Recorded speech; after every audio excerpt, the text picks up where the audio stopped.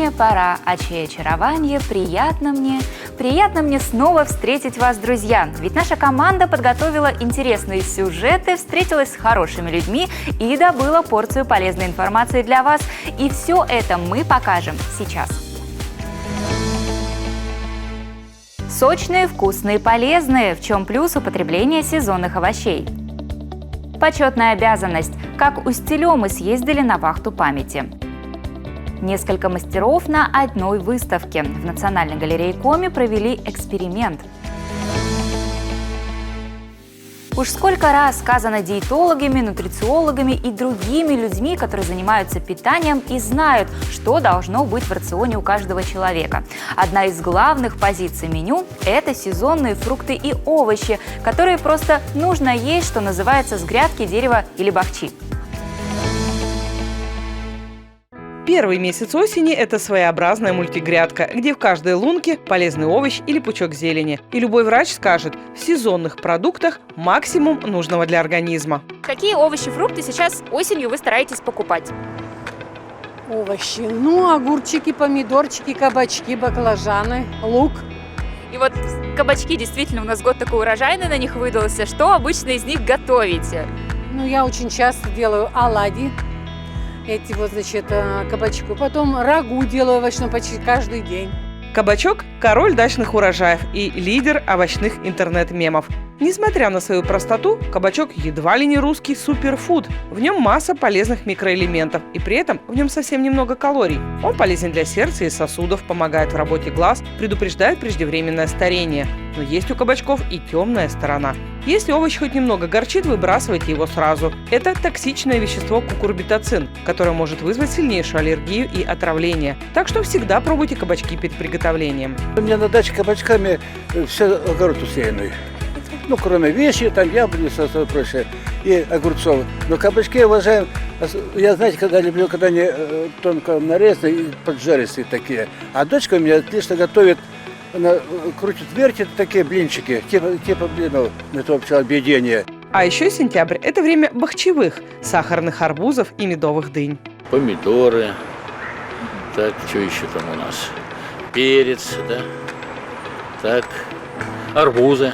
Это святое, да. Дыни и арбузы сейчас максимально сладкие и ароматны. В них много кремния, который укрепляет иммунитет. Но помните, дыню нужно есть отдельно от других продуктов. А при нарезании спелого арбуза учтите, детям, пожилым и людям, ослабленным болезнью, нельзя больше 200 граммов сочной ягоды за раз. Обратите в сентябре внимание и на сливу. В сушеном виде и свежем, с медом и чесноком. Она одинаково вкусна и полезна. Фрукт улучшает работу печени, укрепляет кости, уменьшает риск развития атеросклероза, предотвращает анемию. А чернослив нормализует эмоциональный фон и сглаживает перепады настроения. Кроме того, дополните свой осенний рацион брусникой, облепихой, виноградом и корнем хрена. Да-да, хрена. На Руси его использовали не только как приправу, но и в качестве лечебного средства. Сок хрена обладает мощным антибактериальным действием, а витамины, минералы и кислоты, входящие в состав растения, стимулируют иммунную систему, работу желудочно-кишечного тракта, почек, а также ускоряют обмен веществ. И напоследок, с наступлением холодов, не бросайте витаминизацию. Продолжайте дополнять свои завтраки, обеды и ужины 4 порциями фруктов и овощей как минимум. В Псковской области этим летом проходила международная вахта памяти. Участникам удалось поднять останки солдат одного из захоронений Великой Отечественной войны. Работали на месте более 300 участников, в том числе и небольшой отряд из Усть-Цильмы. С его представителем пообщался мой коллега Северин Арпа. Галина, расскажите, пожалуйста, в каком количестве выезжал отряд, как вообще он подбирался, и как вы попали на международную вахту памяти? В этом году участвовало в отряде 4 человека, это 2 взрослых офицера и 2 кадета, 2 девочки. Отряд подбирался по желанию, дети пишут рапорта желающие. В этом году мы решили пойти по такому принципу, что вахта памяти посвящалась подвигу Маншук Маметовой, 20-летней пулеметчицы, и поэтому мы решили сделать отряд из одних девочек. Насколько знаю, вы работали на месте госпитального захоронения. Расскажите, что это такое? То есть место госпиталя, где стоял госпиталь, и туда хоронили уже погибших офицеров именно умерших от тяжелых ранений. То есть мы также поднимали офицеров, солдат с лангетками, с ампутированными ногами. То есть, видно было, что всего скорее они просто-напросто умерли в госпитале. Насколько я знаю, было потом перезахоронение останков, да? Перезахоронение было в деревне Позноево на мемориальном уже кладбище, памятнике. Вы сами первый раз ездили на такую вахту? Я принимаю участие второй год. Как отреагировали дети, которые с вами поехали? Дети... Какие у них были эмоции? Все-таки, это довольно серьезная такая ситуация, серьезный такой шаг поехать на вахту памяти.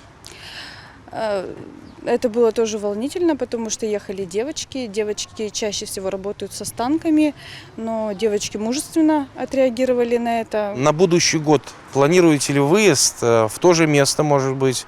Там наверняка еще много работы. Планируем, работы очень много, мы туда ездим, потому что там воевала 28-я Невельская дивизия, из которой многие бойцы принимали участие из Усть-Цилимского района, поэтому мы туда и ездим.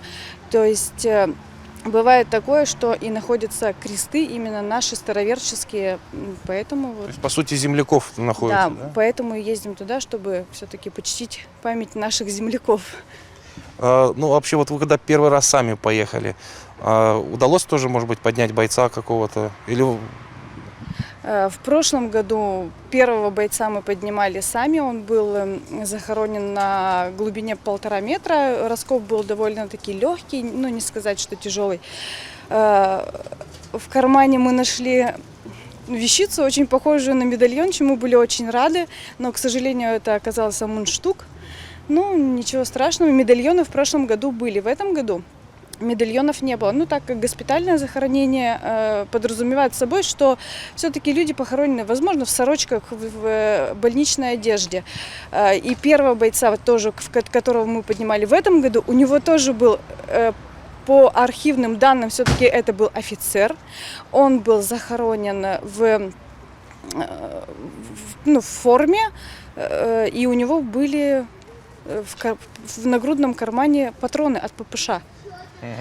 И мы тоже в надежде думали, вдруг там все-таки найдется медальон, но, к сожалению, нам тоже не повезло. В этом году медальонов вообще нет. На ваш взгляд, насколько важны такие вахты памяти, особенно, в первую очередь, участие в них подростков? Это очень важно, и дети меняются. То есть, это, по сути, получается настоящий патриотизм, не на словах, а на деле? Нет, это патриотизм не на словах.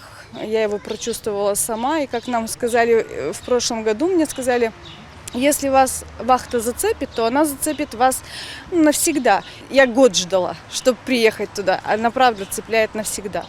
Что пожелаете жителям республики, как член поискового отряда? Я пожелаю заниматься этой работой, читать, изучать и вступать в наши ряды поисковиков, потому что это очень важно, это очень ратно. И, как говорится, война не закончится, пока не будет похоронен последний солдат, а работы у нас очень много. Мы желаем вам удачи, чтобы как можно больше подняли бойцов и нашли их родственников. Это было бы очень здорово, конечно. Спасибо вам большое. Что будет, если в одном месте собрать сразу несколько художников с разными стилями работы? Каждый в присущей ему творческой манере отображает окружающий мир так, как видит только он. В Сыктывкаре на своеобразный творческий эксперимент решилась Национальная галерея Коми. Что из этого вышло, я узнала накануне. 22 стенда с копиями картин известных художников расположились под открытым небом в Кировском парке. Экспозиция в стиле Open Air открылась еще в июне. С тех пор каждый день истинный смысл работ комик-живописцев пытаются уловить сотни человек. Наш край – это уже такая большая база для вдохновения, потому что наша природа, она очень необычна с ее такой условностью и не многогранностью в плане колористического решения, то есть это все обобщенное, серое, минималистичное. Наши избы, они действительно такие темные, старые, состаренное дерево, эти все фактуры традиционные. Но если мы заходили любой дом это всегда был праздник. И когда ты касаешься особенно традиционной культуры, поскольку я вот часто с этим работаю, ты видишь вот это тепло, свет. Творчество Анастасии Денисовой всегда обращено к ее корням. Для мастера краеугольный камень в художественном мире – это «Отчий дом». Работу, которую девушка представила на выставке, называется «Рябиновый год». Красные гроздья ягод и деревянные постройки – это главное детское воспоминание о селе, в котором прошло детство и юность художницы. Похожий сюжет можно обнаружить и на картине Светланы Бутаковой. Женщина изобразила на холсте одно из самых ярких воспоминаний прошлого года. Художница ездила в рамках очередного пленэра в Усть-Кулом, и вот одним ранним утром ей удалось поймать максимальную тишину и прохладу природы. И вот как раз это состояние, когда ходят туманы утром, когда уже подмерзают листья, дома начинают вот так уже крениться немножечко, меняется настроение, и вот это вот сырой воздух, когда вроде бы еще грибами пахнет, но уже и все как-то уже настроились на зиму, вот такая тема. Проект посвящен празднованию столетия Коми и 80-летию Национальной галереи республики. Выставка дает возможность познакомиться с творчеством сразу 20 профессиональных художников нашего региона. Все они формируют художественное пространство республики, как своеобразные резонаторы культуры и традиций Коми-народа. Они рассказывают о нашей земле с помощью живописных образов. Если говорить с точки зрения галереи, с точки зрения художественного музея, то у музея несколько функций буквально. Это собирать, сохранять, изучать и популяризировать свои сокровища. Поскольку все из фондов мы не можем представить в наших залах, в наших выставках, то мы используем вот такую возможность, чтобы такие копии увидели посетители нашей галереи.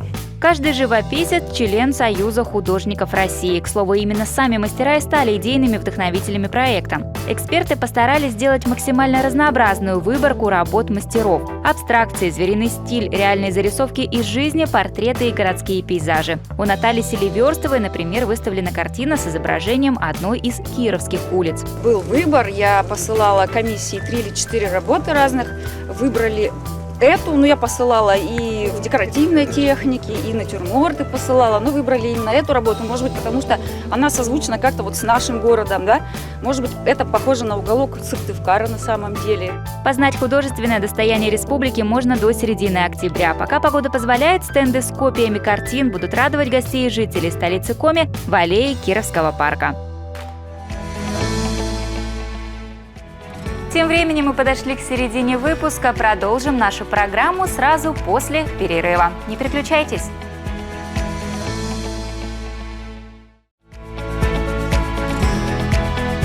И снова мы в эфире. Всем привет, кто только что подключился. Впереди 10 минут интересной и полезной информации. Поехали! Ослик, который дождался. Все живое способно на эмоции. Один на Урале. Потомственный путешественник, влюбленный в горы. Возвращение после трудового дня. Наш коллега бьет рекорды. Эту часть программы начнем с небольшой видеоподборки. Первый сюжет расскажет нам о трогательной встрече ослика и его хозяйки. Прямо умилительная картина.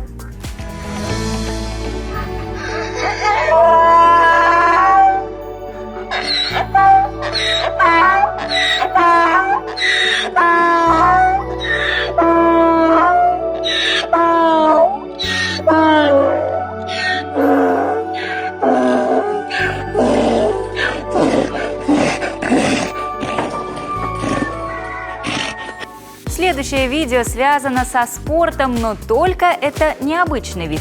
Этакая разновидность перетягивания каната. А кто победил, смотрите сами.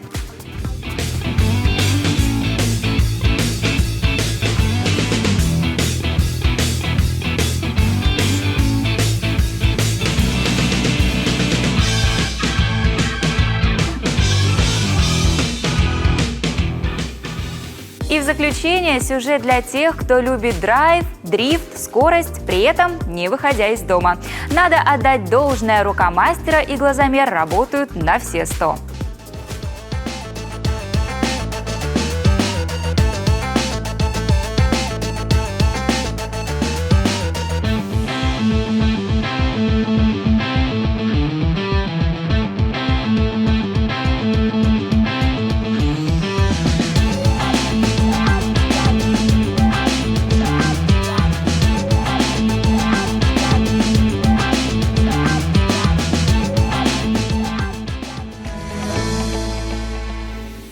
Фантазия человека должна быть безграничной, особенно в постановке смелых целей. Наш следующий герой Олег Чагадаев задумал, например, исследовать все самые высокие точки Урала. Путешественник из Уфы, давний и большой поклонник гор и ландшафтов северной природы. О своих походах мужчина снял серию фильмов, которые время от времени появляются в соцсети на его личной странице.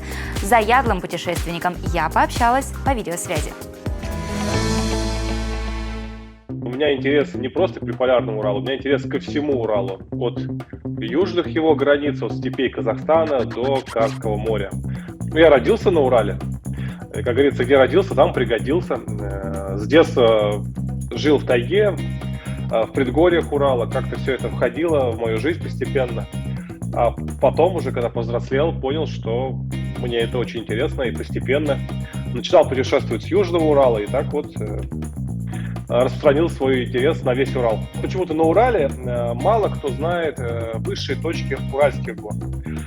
Хотя они красивые, необычные, находятся достаточно компактно в одном районе, в одном кряже, исследовательском кряже на приполярном Урале. И я вот поставил себе цель зайти на эти вершины, отснять их, фото, видео, сделать, уточнить их количество, уточнить их высоту. Я уже не первый раз на приполярном Урале, это была 5-я моя поездка на приполярный Урал, и все остальные посещения, они были достаточно неустойчивы по погоде, потому что, наверное, 70% погоды была плохая. Были закрыты вершины, облака, дождь, снег. И я планировал, что придется отсиживаться много внизу, ждать погоды, потому что мне нужен был не просто факт восхождения, а именно факт красивой съемки, фото и видео. В первый день был снег, а все остальные дни стояла просто жуткая жара. Я шел очень быстро и прошел все за 18 дней. Заброска – это процесс попадания в горы приполярного Урала. Это не так просто, мало дорог, поэтому приходится много времени проводить в забросках. Это поезд, потом это вахтовка. Это вот очень процесс попадания в горы, который не такой простой. Одному намного удобнее и комфортнее. Не за кого не надо волноваться, никто никуда не стремится, в отличие от тебя, пойти. Ты полностью себе предоставлен. Хочешь ночевать на вершине – ночуешь. Хочешь ночевать где-нибудь там в неудобном месте, но с красивым видом – ночуешь. Никого подстраиваться не надо. Вообще у меня очень много планов касательно Урала. И, наверное, лет на 20 хватит. У меня, если говорить про Коми, приполярный Урал еще далеко не весь пройден, еще осталось восходить и снимать и в рамках этого даже проекта. Планов лет на 20 вперед. И очень много, поэтому сложно сказать. Ходить, снимать, рассказывать и показывать Урал. Прогуляться пешком с работы домой, казалось бы, чего тут сложного? Но когда длина маршрута практически 13 километров, а на улице пасмурно и моросит дождь, прогулка превращается в испытание. Мой коллега Северин Арпа снова отправился в путь от Сыктывкара до Эжвы. Как говорится, у самурая нет цели, но есть путь. В феврале этого года я прогулялся пешком с работы домой. Путь составил где-то 13 километров, чистого времени ходьбы 2,5 часа, а общий путь занял около 3 часов. Сегодня я решил тоже повторить этот маршрут. И вот прямо от офиса телеканала я сейчас отправлюсь к себе в Эжву. Вот смотрите, мы запустим сейчас счетчик. Он уже в принципе запущен. Вот, и посмотрим, за сколько в этот раз я дойду. Также мы, конечно, еще запустим секундомер. Вот, смотрите. Оп. Все. Время пошло. И я пошел. До встречи. Пройдя по улице Карла Маркса, мы вышли на Печорку. Сейчас выходим на Октябрьский проспект. И знаете, что я вам хочу показать? Это такая некая достопримечательность. У нас есть дом в Сыктывкаре, наверное, единственный, где 3 адреса указаны. Печорская, Октябрьский проспект. И вот сейчас мы подойдем поближе, и вы увидите название еще одной улицы. Огородная. И вот мы на Октябрьском проспекте. Это одна из главных транспортных артерий столицы нашего региона. Здесь практически всегда довольно сильный трафик. Но есть про него еще парочка интересных фактов. Для этого нам нужно сделать флешбэк в наш предыдущий сюжет. Он считается самым длинным в Европе, целых 18 километров. Правда это или не так, я не знаю. Будем в это верить, как патриоты. Итак, я прошел дор-участок, после которого предстоит пройти небольшой мостик. Зимой его прохождение было довольно сложно, потому что был тоже такой сильный трафик, но и мост был засыпан снегом, то есть пешеходной дорожки не было, она была засыпана. Пришлось даже немного пробежаться. Побежали, побежали! Давай, давай! Ты сможешь! Хе-хей! Ну а сегодня вот маленькая узенькая тропиночка вдоль дороги. Поэтому мы сейчас спокойно пройдем. Ну а дальше затяжной подъем и продолжение нашего путешествия. Конечно, кто-то скажет, что, дружище, ты не самую удачную погоду выбрал для прогулки. Но поверьте, в феврале тоже было весело. Летом было бы жарко. А сейчас никакого летнего зноя, никакого тебе мороза и холодного ветра в лицо. Даже штанишек вторых нет. Так что, можно сказать, налегке. Этот участок дороги, начиная примерно от Стелы, Эжвинский район, и вот если посмотреть в ту сторону, в направлении Эжвы, называется, многие водители Сыктывкара это знают, долиной смерти. К сожалению, здесь случается иногда ДТП с трагическими последствиями. Почему она называется долина смерти? Почему это происходит? Версий, разных много. Говорят, что во время революции по этой дороге уводили на расстрел людей, священников. Поэтому, может быть, в этом причина, может быть, еще в чем-то. Может быть, просто это прямой участок дороги, где каждый хочет выжать из своего авто максимум.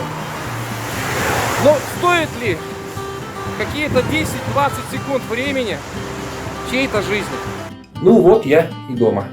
На все про все ушло 2 часа 22 минуты. Лучше, чем зимний результат. Не намного, правда. Но приятная усталость разливается по всему телу. И надо бы еще разлить теплый травяной чаек. А то погодка такая, не равен час и заболеть можно. К этой минуте у меня все. В эфире была студия 11. И помните, нет того понедельника, который не уступил бы своего места вторнику. Пока-пока!